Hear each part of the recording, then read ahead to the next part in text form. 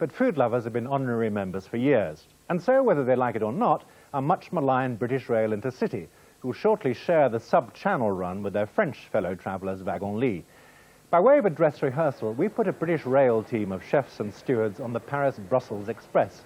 So let's hear it for our brave ambassadors as they rendezvous at the Gare du Nord in Paris at an unearthly 5:30 in the morning. In a couple of hours, the Euro commuters, accustomed to fluffy croissants, will face the heavyweight challenge of the Great British Breakfast.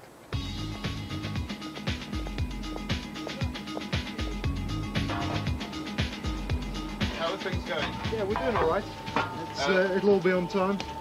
It'll be the usual Great British Breakfast of sausage, bacon, tomato, black pudding, mushrooms, all the things that we normally serve on the trains in England. The 7:10 a.m. Paris to Brussels. How will these commuters used to a continental breakfast react to the full English variety? Expectations are running high. How do you compare an English breakfast to a sort of continental breakfast?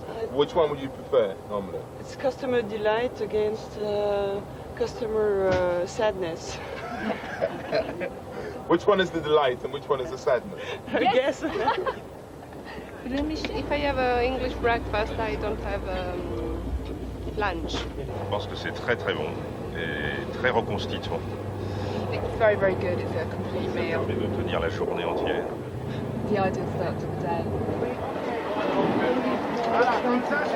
In an unfamiliar kitchen, they're getting way behind and they're having to serve their full English breakfast in installments. Worse still, they only have quarter of an hour to go and the customers are getting anxious. But despite everything, the Brits seem to think they'll make it. Yeah, we're doing all right. A few anxious moments, but yeah, we'll make it. How's it going so far? Confusing, but we'll get there after today, I think. We'll make it in time. We've got 50 minutes before arrival, and yeah, I'm quite confident of that.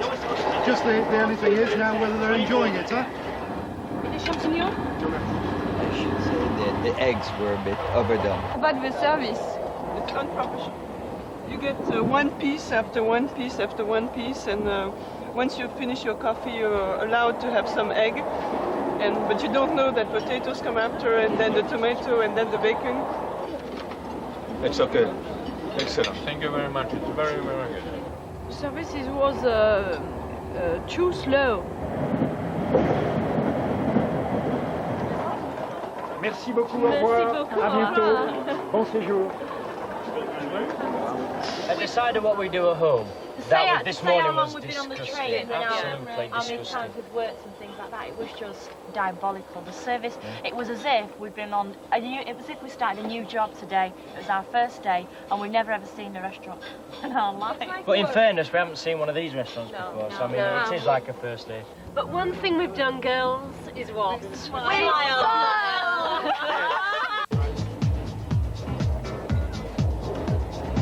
The starters are ready laid out. A little bit of salad. This is a terrine of pheasant and grouse with a little bit of foie gras in the centre, little pieces of truffle, Cumberland sauce, fresh radish, a little bit of cucumber to garnish that.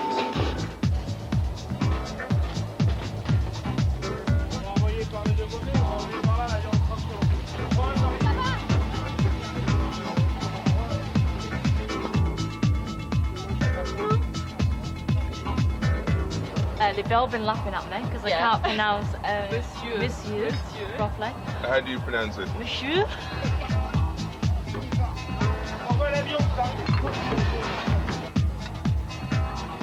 Le service? Parfait. Parfait. Ah, merci beaucoup. Et les jeunes filles anglaises sont jolies comme tout. Venez plus souvent à Paris. What was the gentleman saying? He says that I asked him if the service, well, I think I asked him if the service was, what he thought of the service. And he says it was très bien, it was very good. And the women of England, we? Yeah. We? Ah, very Beautiful. nice. Beautiful. He's telling the truth, of course.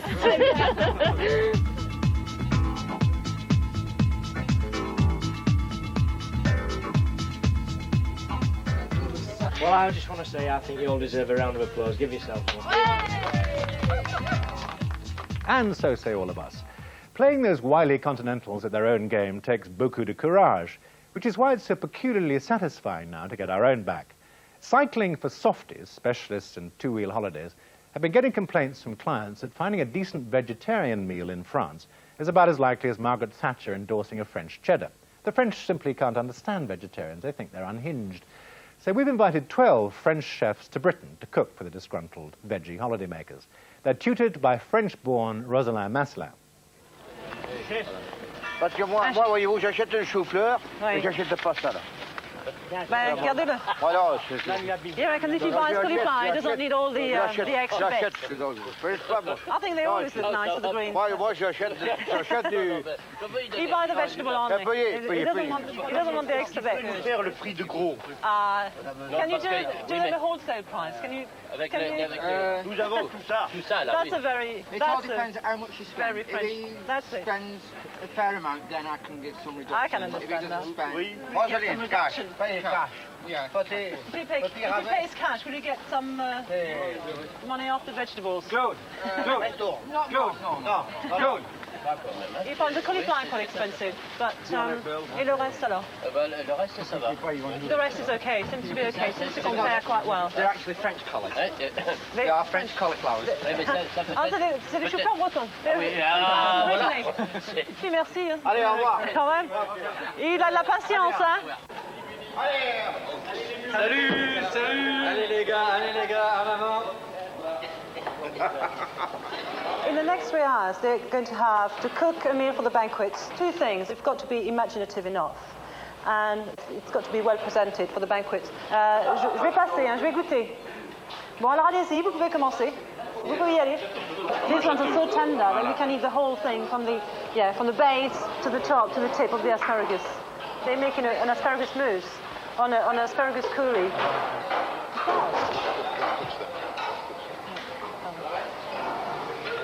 Hey, ça, il y a de la couleur là, hein? Il y a de la couleur. Hey, et moi. Ok. Hey, fais le vin un jour pour moi? J'ai pas droit à un verre de vin? C'est pour moi.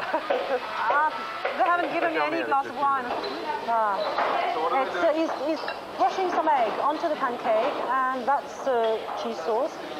C'est une sauce au fromage seulement? Au fromage. Yeah, it's a cheese sauce, like a white cheese sauce, enriched. And he's brushing it with beaten egg. Bien, couler les bords pour pas... It needs to be well brushed up with beaten egg. Now, voilà. Ouais. J'en ai entendu parler par votre femme. He's putting into breadcrumbs, dipping it into breadcrumbs to pan it, and then that's going to be fried and served like this. Quite a rich, but actually I have been told it's delicious, so I'll taste it later. I'm sure that's quite nice, rich. Voilà, But c'est that's pris après à la friteuse. a nice way of serving pancakes, actually. Rather nice. While the chefs finish off their creations, the holiday company has a nasty surprise in store. 30 vegetarians who've criticised French restaurants from previous holidays. Voilà, et bon appétit, merci beaucoup.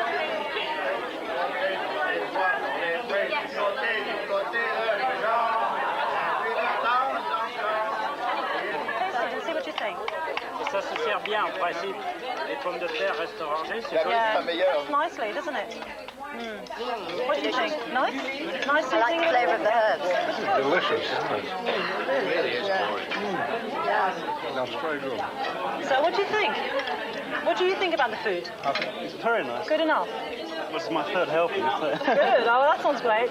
She likes your food? Oui, La tourte, encore bien. Merci beaucoup. Voilà. Please imagine and Rosalind for their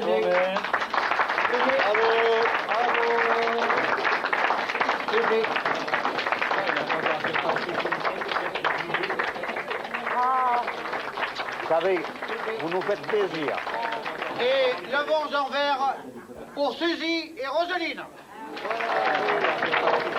So, at the end of 2 rounds, it's England 1, France 1 in the great Euro guzzle.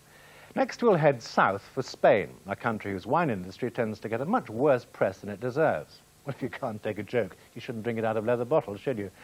But Spain is producing some wonderful alternatives to the ubiquitous Rioja, a fact applauded now by Oz Clarke and Julie Goulden, our resident tasters and testers. And so off we go with Spain. Wonderful wines, these. You'll remember we're looking at the new wines of Spain. There are no Riocas to be had in this tasting. They're all new. Some of them might not be new to you, but my goodness, you're going to find the taste new if you taste with us. And I hope you will. If you've bought a bottle, have that cork out. Pour it in your glass now, because we're going to surge on with the first wine. Now, the first one, which Oz will take you through, is Castillo d'Alhambra, and that's 1989, and you could have got it in Sainsbury's, or still could. $2.69 it costs. Yeah, talking about new, this is the new face of Spanish wine. It's absolutely unbelievable. 5 years ago, the wine from this area of Spain had no flavour at all. This one is a beautiful, beautiful glugger. I mean, you smell that wine, it's got a wonderful...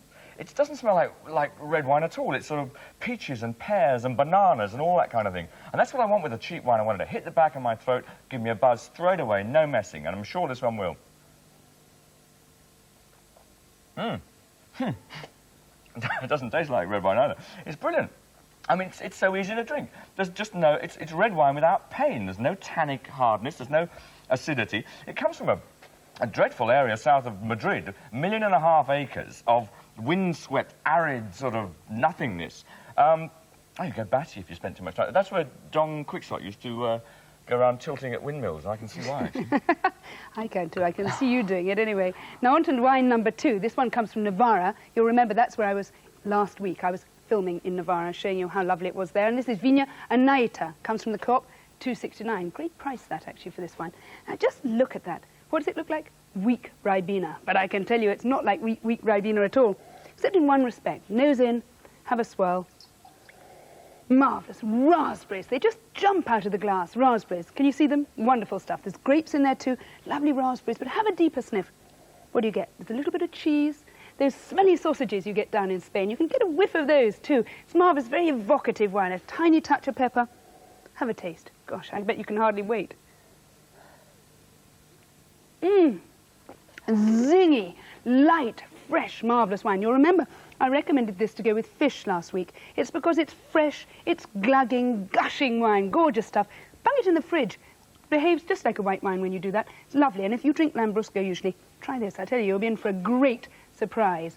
I think she likes it. Mention of Spain has put Michael Barry in mind of his flamenco dancing days when he hypnotized the entire peninsula with the insistent rhythm of his castanets.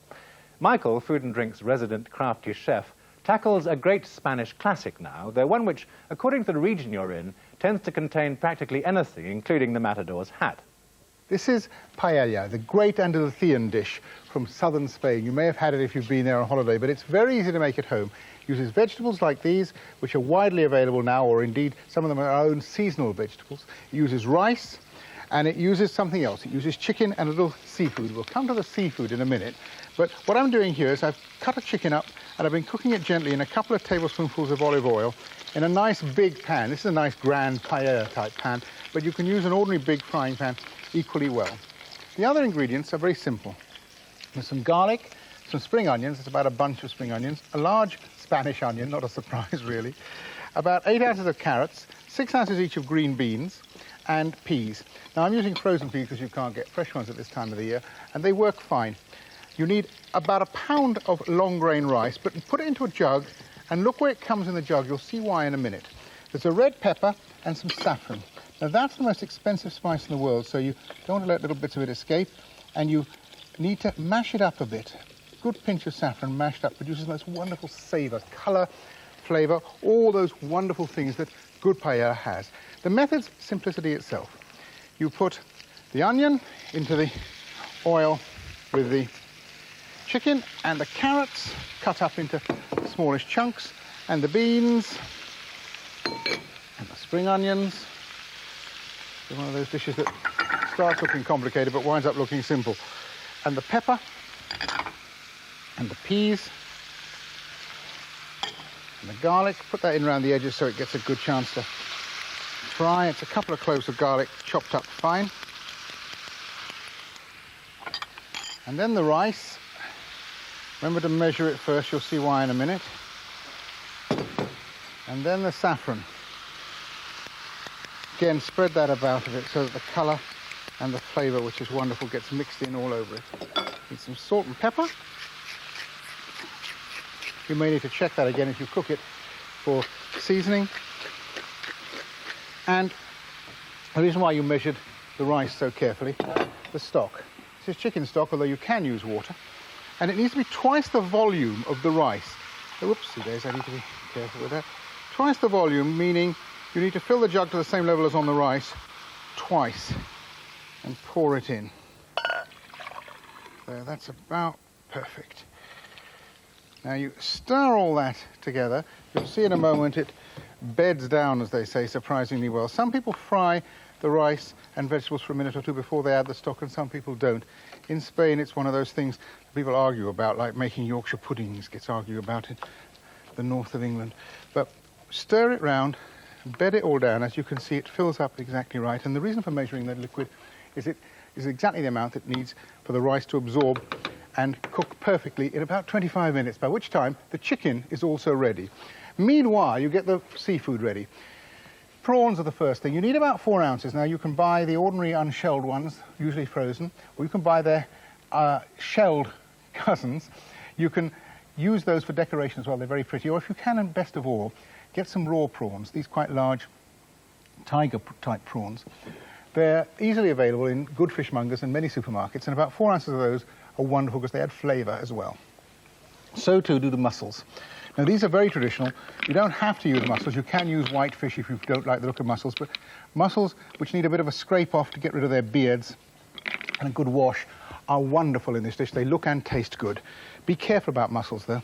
If they look like that, or if they're broken, if you can see the shell there's damaged, or if they won't close when you tap them, they're dead, and they can give you food poisoning. So avoid broken, open or damaged mussels very carefully. But if they're closed and they look good, you add them and the prawns to the paella after about 25 minutes cooking. You let them cook for another 10 minutes and the fish steams, cooks and adds its flavours to the wonderful mixture you've already got in there, and it winds up looking like this. Gold, flavoursome, the smell of the saffron just wafting out of it, as well as the colour decorating it. And there's only one thing, or in fact 2 things left to do. You add a little parsley, sprinkle some parsley over it for a bit of bright greenness, and put lemon quarters or lemon chunks around the edge for people to squeeze over at the end. A taste of old Seville with Senor Barry. It's a curious thing, but while we've got a highly successful campaign for real ale, no saviour has yet appeared to do the same for lager, which is why so much of it tastes like vintage rainwater. No such problems in Germany, of course, where they knock back more beer than any other nation on earth, most of it during the Munich Beer Festival, from where Gillian Oz, our tireless tasters, now report. 6 million people are here for Munich's Oktoberfest, the biggest event in the beer buff's calendar. I want to actually find out whether they're really keeping to the old way of making a big, dark March beer, as traditionally it was made, or something rather lighter and more modern and more like British lager. He's a real stickler for tradition, our Oz. He's going to make sure they're doing the right thing. But what everybody's here for, all these people from New Zealand, Australia, California, all over the world, they've come here for fun. And there's a whopping great fun fair in the back there, and I think we'll be there later.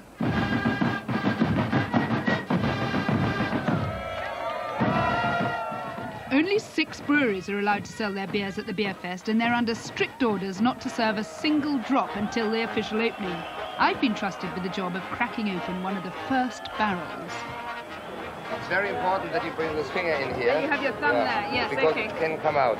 Okay, it's a great honour for me to be able to do this. I hope I do it well. You will do it well, I'm sure. And then very faster. Come here. Come on.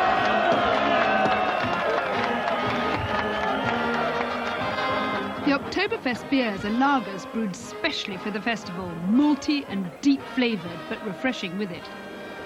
Yes. Isn't that pretty good? That's delicious. It's pretty amazing. I know why they're all waiting out there now. This is what it was for.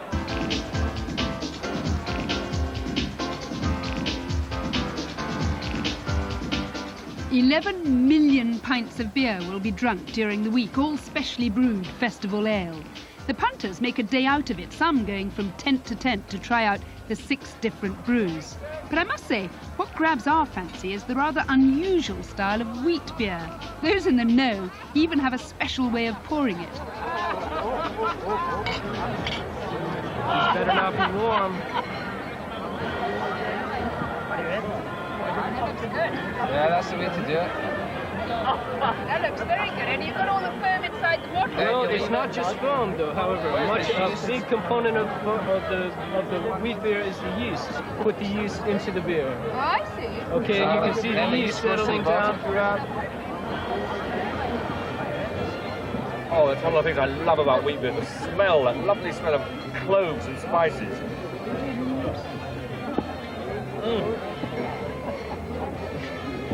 The foam feels fantastic. It's quite different foam from normal beer.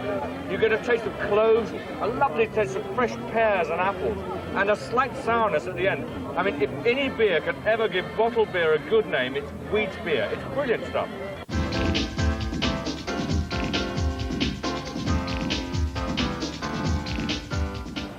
Wheat beers are becoming a bit of a cult in Germany. All the big breweries now make them. German beer drinkers know what they like. I wonder what they'll make of some of the best-selling British lagers.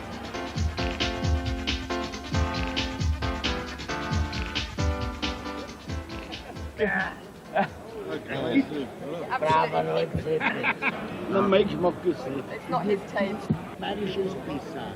The Bavarian beer is better. If you're drinking it in Singapore or in Italy, then it's okay, but it's not okay to drink it in Germany. It doesn't taste good enough for German beer.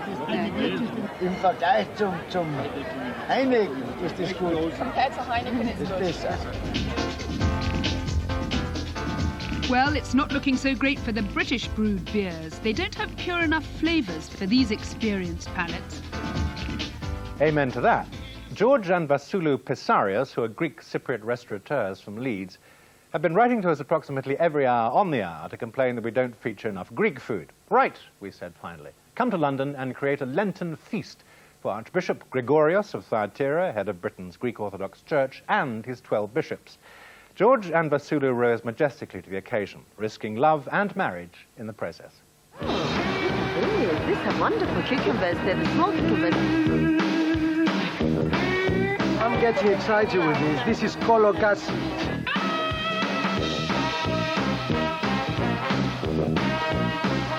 So they're Full of alive. life. They're alive. Full of life.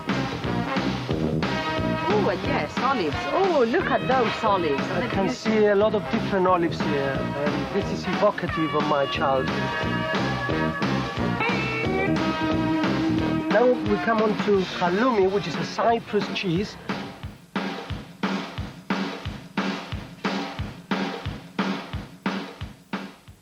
I've got this list here.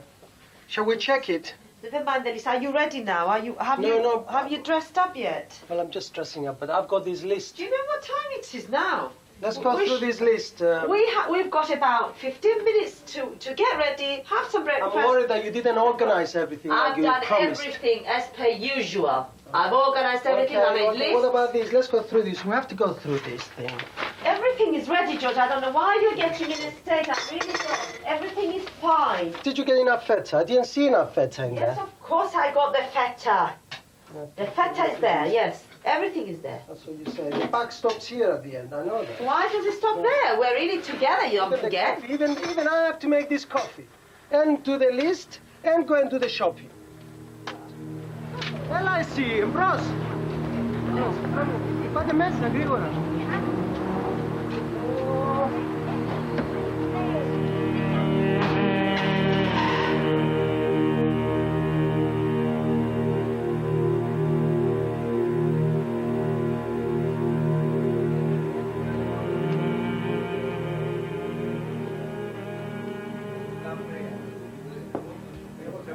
Your Eminence, may I introduce to you Vicky Psarias, Solom Psarias, Vasula Psarias, and George. Very pleased to meet you. You are welcome.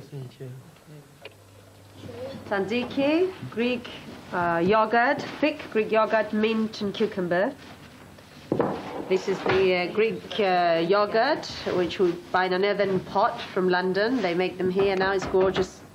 It's a tiropitakia, feta cheese in filo pastry. Both of them. This is luganigo, which is spicy wine sausages that are smoked. They are absolutely delicious. We've got 2 lots of salad. We have a salad, a mixed salad with mint and olive oil and lemon juice. We have the Greek salad, which has feta cheese and olives. We made some artichokes, which we boil them a little bit. Χριστέ ο Θεός, ευλόγησον την πρόσχην υπόση των δούλων σου, ότι Άγιος υπάντοτε νυν και αεί και στους αιώνας των αιώνων. Αμήν. Καλώς ορίσετε, καλή όρεξη. What's this? These are banned. They are. These are banned. I thought you were checking them. But you're supposed to check. You're in charge here. I am this not section. in the point with this, George. You are supposed to keep an eye on all We the haven't cook got time to vegetables. make this again. Oh, no, I've been doing all these dishes. What have you done all morning? Look, All you've done now is... there's going to be only one man And in who is charge that here. going to There be? are too many chefs.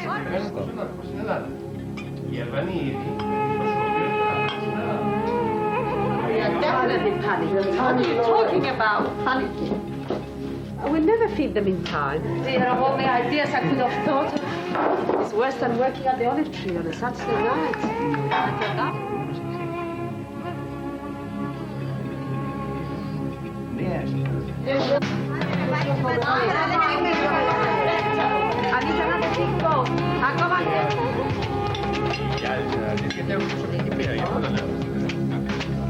That's Fettuccine, nothing will be able to show our faces again here, my goodness.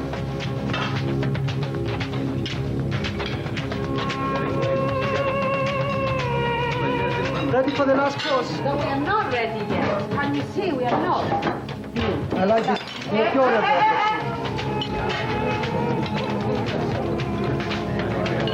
They were just talking in Greek now, and they were really congratulating us and saying how much they're enjoying the food. That's a relief. It's an absolute relief.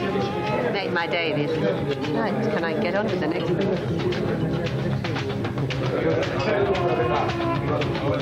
And of course, the final test, we have to ask His Eminence, the Archbishop of Thyatira, to see whether he liked it, and I just hope that he did. Your Eminence, I have to kiss your hand. You're very much welcome. Thank you. Yes, thanks. Did you like the meal? Did you enjoy the food? Very much. We are very much impressed for the variety of the food you prepared and serve us here in the Archdiocese. And it reminds me my village where in these particular days my mother and my relatives used to prepare so many varieties of food for our service. Thank you very much. Thank you very much. It was pleasant. I think they enjoyed it. I think it was such an enjoyable experience. They couldn't have been lying. No, they certainly not. And being in here as well, this beautiful place. Big honor. It's been wonderful. Well, according to plan. So, cheers. Cheers. And I love you. I love you too. Next week, more, much more, when we go around the world in 80 meals. Lenny Henry unveils the fragrant secrets of Birmingham's Balti curry houses. We sample the soul food of America's Deep South, and a top English chef slaves over a hot wok in one of Britain's finest Chinese restaurants. Till then, goodbye.